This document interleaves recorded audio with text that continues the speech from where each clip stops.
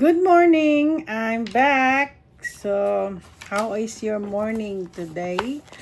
Well, I don't know. I woke up so early. So, I just want to thank God for giving me another life, for giving me another challenges. So, every day in the morning, we always thank God na there will be another challenges that's gonna come our way, which is ako, I have a very challenging. Marami akong documents that I have to prepare for myself kasi it's time for but God is so good. Everything, I know everything will be on the hands of God. Kasi ngayon parang hindi naman siya audit, yung parang cleaning up yung license ko.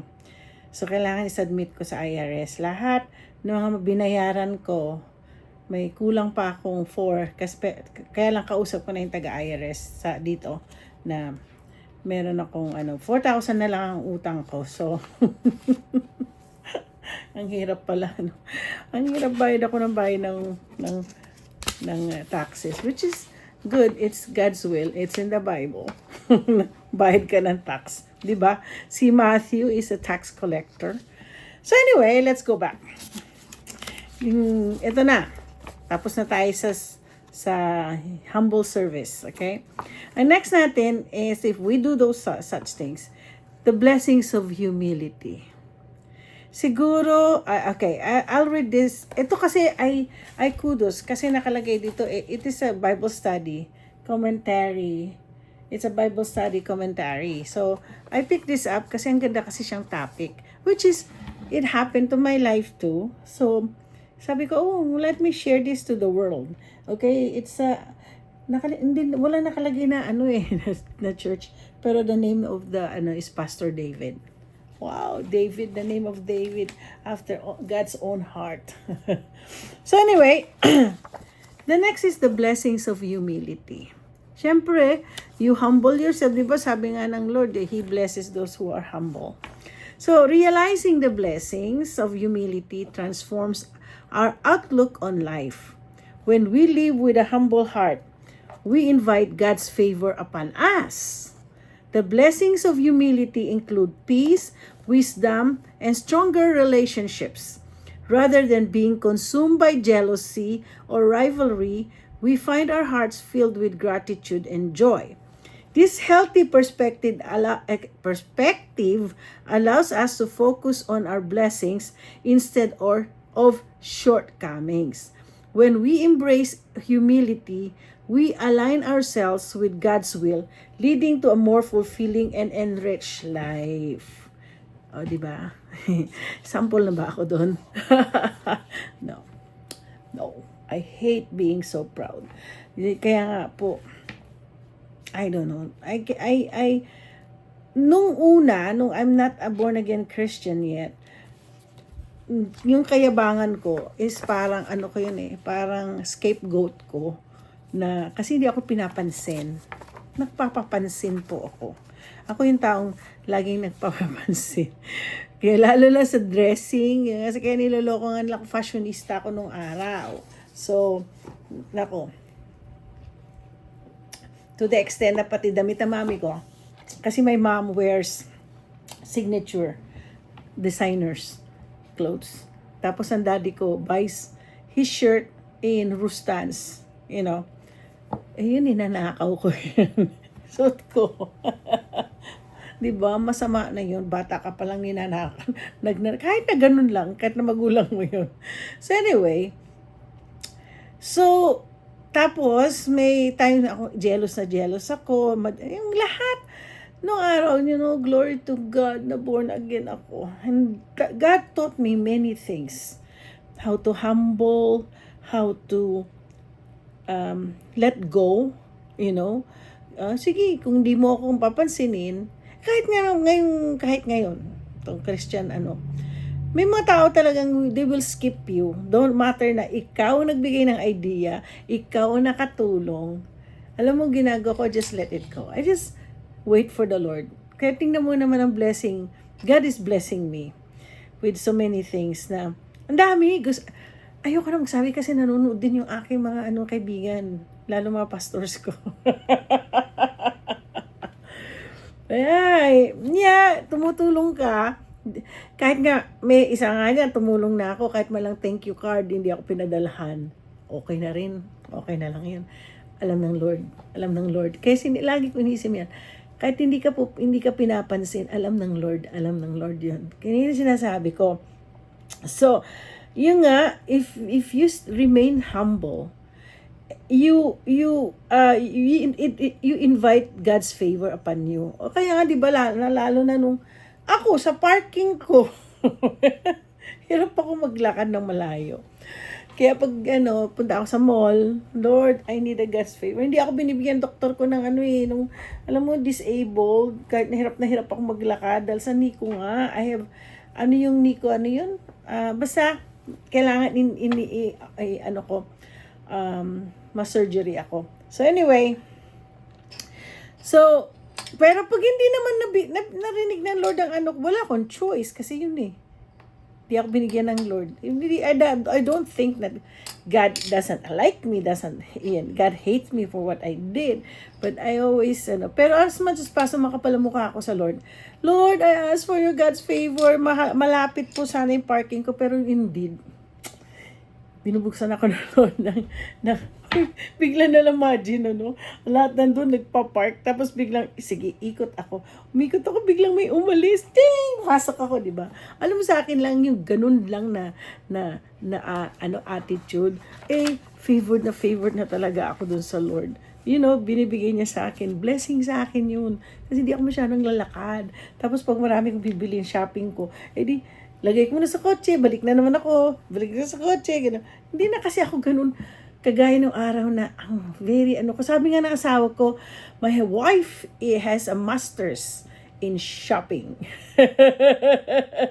Kasi ako, alam ko na, kung ano siya shop ko, pupunta ako sa Nordstrom o sa Macy's, alam ko na mabibilhin ko. So, yun. So, kaya nga po, blessing of humility, you got always a peace, wisdom, and stronger relationship. Yeah. So, kasi, kanina nakikinig ako sa YouTube, alam mo yung mga storya, yung mga betrayal nila sa magkapatid. Ito lang recently, story is about yung daughter, tahimik lang siya. It doesn't mean kung tahimik ka, you're weak. Diba, doon sa una kong sinabi, being humble and being so quiet, it doesn't make you a weak person. You just want peace in the family. Diba? So, the healthy perspective allows us to focus on our blessing instead of shortcomings. Alam niyo, sa totoo lang, kaya nga po pati yung pag-parking na yung blessing sa akin yun. Kaya, eto, bibigay ko muna sa inyo mga Bible verse bago umapun na naman ako na 13 minutes. Isaiah 57 verse 15 says, "For this is what the high and exalted one says, He who lives forever, whose name is holy, I live in a high and holy place, but also with the one who is contrite and lowly in spirit." Sabihin niya, lowly in spirit, yung mga humble. "To revive the spirit of the lowly and to revive the heart of the contrite." Isaiah 57 verse 15. Then Psalms 25 verse 9, "He guides the humble in what is right, teaches them His way." Alam mo, sa totoo lang, nakakatuwa ang Lord. Kasi minsan may gusto kong gawin, hindi illegal. Hindi naman minsan may illegal, kundi it's not right in the eyes of God. God will convict me right away.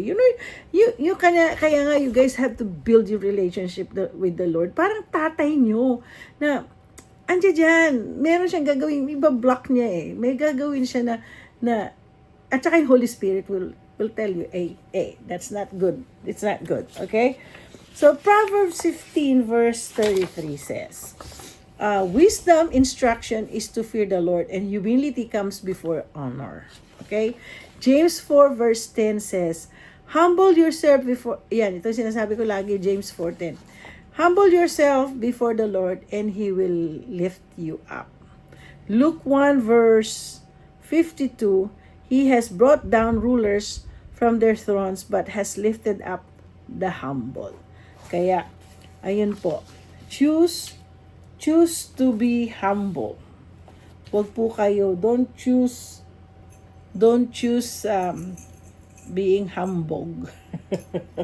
Well, actually, sa totoo lang, ayoko na. Baka may magalit sa akin, mga kamag-anak ko. Well, noon pa talaga, ayoko kasing nagpaparada. Kaya nga po, hindi ko alam, a-attend ako ng awards night on Saturday. Hindi ko nga rin alam ko ano yun. Punta lang ako. But I heard na nakita ko naman marami akong mga kaibigan at saka mga clients na they're also an awardee. So I just want to just stay home. God has been blessing me. I've been known by other people because of my work. Hindi pa nga lang nakikita kung paano ako maging tunay na kaibigan. Only those few, I have few friends. Well, I have so many friends. But yung mga, you know who your friends are when, but lalo na yung pag may something happens to you that people talks bad against you, those who knows me will be the one who defends me. Yun. Nakakatuwa. Ay, hindi na ako magsasalita. Ayoko na magsalita. So there's always a blessing for being humble. So always remember na ano ito, I don't know, talagang hindi ko alam, talagang may times talaga na God will still get me into kasi He's teaching me so many things right now. The way I pray, kailangan talagang you have to have a humble heart. Kasi God of all, He's a God of everything. The God of the world, the God of heavens. He is the King of kings and the Lord of lords. Sino ba naman nandiliit ako pag ako yung umpisa naman ang nananalangin para sa Kanya. Anyway, so I hope you guys na pulutan ninyo ng konting aral ang yung blessing on wala na naman ako. Blessing on humility. Ay, lagi nagpapakita sa aking humble service. The blessings of humility. Okay? So if we stay humble, it transforms us. Yung outlook natin sa buhay. Kaya nga minsan pag may mga taong nakakasalumuha ko, kahit na dito online, pag nakikita na ako, kasi minsan nagla-live ako with si Cherden, abangan ninyo next kay Roel. Hindi ko pa alam, pero nag-usap na kami ni Roel. So anyway, yun. As much as possible, nag-iinit din ang ulo ko, huwag kayong mag-alala. Normal akong tao. Normal. Meron din akong, anong tawag nun? Loopholes ba yun? So anyway, okay. 13 minutes na, ayoko mag-over na. So anyway, always remember that God loves you and I love you guys. And babush!